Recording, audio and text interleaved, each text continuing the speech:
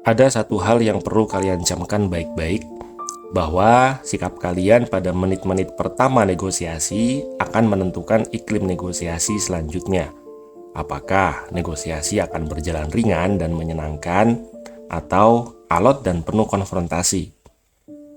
Saat dua orang berada dalam situasi negosiasi, mereka berdua sejatinya berada dalam posisi bersiap mengalahkan satu sama lain dengan argumentasi untuk mempertahankan kepentingannya masing-masing.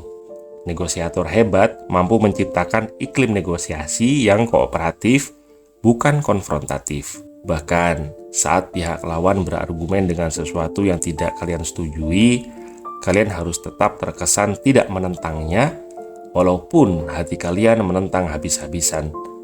Namun, sikap kalian harus tetap terbaca kooperatif dengan tanggapan yang ringan dan menyenangkan, karena itulah manner dari negosiasi.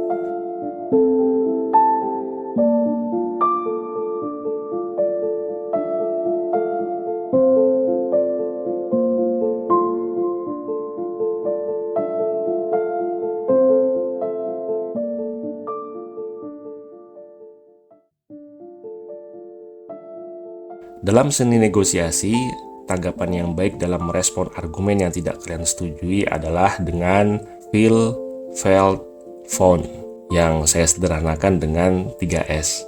Setujui, simpati, lalu sikat. Jika kalian melakukan 3S dalam menghadapi lawan kalian, konfrontasi dapat terbiaskan menjadi diskusi yang kooperatif, dan lawan kalian akan melihat adanya persetujuan dan simpati dari kalian karena manuver kalian atas pendapatnya tidak dengan cara konfrontatif. Misalnya, kalian sedang berada dalam proses negosiasi jual beli tanah dan kalian dalam posisi ingin menjual tanah kalian dan pembeli yang datang tiba-tiba mengajukan statement yang mengagetkan kalian. Seperti, saya cuma punya budget segini untuk beli tanah, Pak. Kalau nggak bisa harga segitu, saya coba cari tanah yang lain aja. Bisa jadi kalian menanggapi dengan, mana ada harga segitu, Pak, tanah di sini. Silahkan cari aja kalau ketemu. Dan saat itu juga negosiasi mengalami deadlock karena iklim konfrontasi yang kalian ciptakan. Pilihan lainnya adalah kalian menciptakan iklim kooperatif dengan menggunakan 3S. Pertama, setujui argumennya. Iya sih Pak, kalau Bapak budgetnya segitu mungkin bisa aja dapat tanah ini. Lalu timpali dengan simpati kalian atas budgetnya yang terbatas. Saya bisa paham dengan budget terbatas yang Bapak miliki. Lalu, jika setuju dan simpati kalian sudah tersampaikan, sikat dengan menyampaikan argumen yang kalian miliki. Kalau Bapak bersedia, gimana kalau kita hitung nilai tanah di sekitar sini, lalu kita sesuaikan dengan budget Bapak. Karena orang yang nawar dengan harga tidak wajar, biasanya dia minim data dan belum melakukan survei ke kawasan sekitar, sehingga opini dia tentang harga tanah sekitar pun itu berdasarkan asumsi pribadi, bukan membandingkan dengan harga yang berlaku di sekitar tanah kalian. Nah, sikap pertama dan sikap kedua tadi pesannya sama, yaitu budget dari calon pembeli tidaklah masuk dalam hitungan harga tanah di sekitar kalian. Namun, cara menyampaikan respon pertama itu konfrontatif dan penyampaian kedua lebih kooperatif menggunakan rumus 3S. Di samping itu, kalian akan meredam keterkejutan kalian atas statement lawan yang secara tiba-tiba konfrontatif. Dengan menerapkan 3S, yaitu setujui, simpati, lalu sikat. Paling tidak ada waktu 10 hingga 15 detik sebelum kalian menemukan argumen kooperatif untuk membalikan persepsi lawan kalian.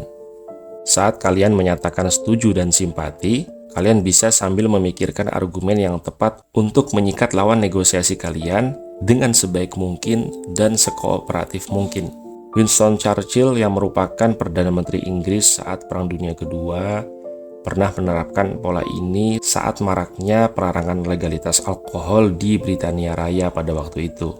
Churchill adalah negosiator hebat, namun memiliki kebiasaan buruk yaitu kecanduan alkohol.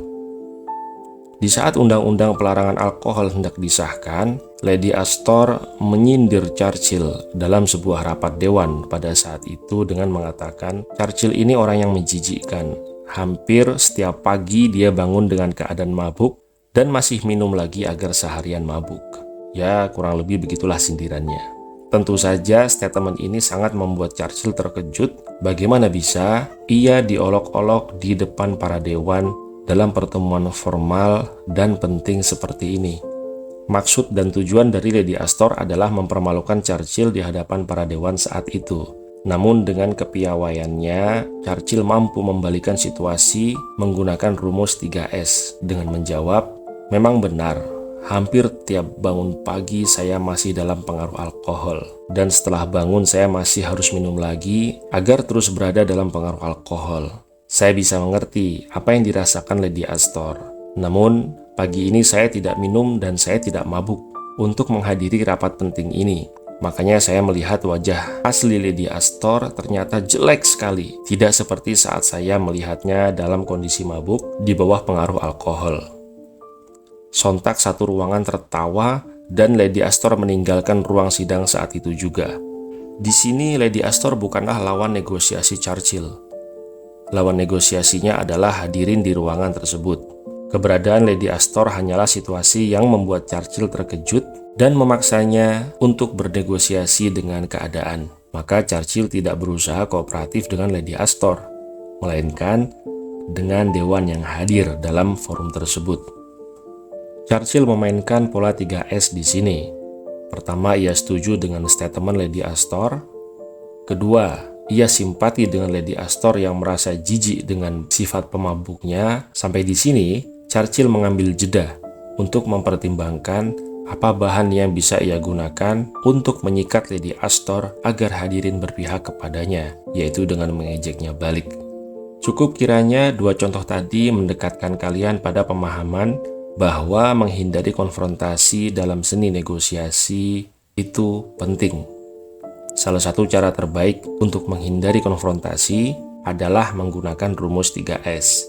Setujui, simpati, sikat. Yang artinya kalian setujui terlebih dahulu apapun pendapatnya. Setelah itu kalian simpati atas perasaannya. Setelah itu baru sikat dengan argumen yang menurut kalian tepat. Hanya dengan beberapa kalimat, kalian akan mampu menggiring opini lawan untuk mau tidak mau setuju dengan argumen kalian. Seperti, saya sependapat dengan Bapak dan saya paham mengapa Bapak bisa berpendapat demikian. Namun, bagaimana jika jalan tengahnya seperti ini? Isi dari jalan tengah ini sejatinya bukanlah jalan tengah, melainkan argumentasi kalian seutuhnya. Namun, lawan kalian akan merasa bahwa ia adalah jalan tengah. Selain agar terlihat kooperatif, pola 3S juga akan memberi waktu untuk kalian menyusun argumen yang tepat untuk disampaikan setelah 2S pertama, yaitu setuju dan simpati. Setelahnya, kalian sikat lawan dengan argumen yang tepat, tidak konfrontatif, dan terkesan kooperatif. Demikian kuliah seni negosiasi ini. Semoga pola 3S, yaitu setujui, simpati, dan sikat ini dapat kalian terapkan dengan baik dalam kegiatan negosiasi ringan sehari-hari sebelum kalian menghadapi negosiasi besar di kemudian hari.